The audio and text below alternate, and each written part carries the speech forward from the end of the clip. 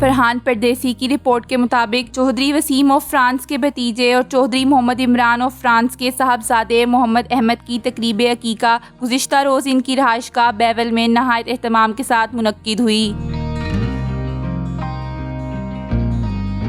तकरीब में सियासी, समाजी और सहाफ़ती हलकों की नुमाया शख्सियात ने शिरकत की। मेहमानाने ग्रामी में सीनियर मुस्लिम लीगी रहनुमा राजा जावेद इखलास, तहरीक इंसाफ के MPA चौधरी जावेद कौसर, राजा जावेद इखलास के साहबजादे राजा वकास जावेद, चेयरमैन तारिक चौधरी मुजम्मिल, सीनियर सहाफ़ी चौधरी इखलाक, चौधरी अख्तर मखियाला, ख्वाजा नजर जबर, ख्वाजा नईम, मलिक फ्याज मूड़ा सिंधु, सरदार कयूम, चौधरी बशारत, सूबेदार रियाज, राजा फ़ारूक और दीगर मोअज़्ज़ीज़ीन शामिल थे।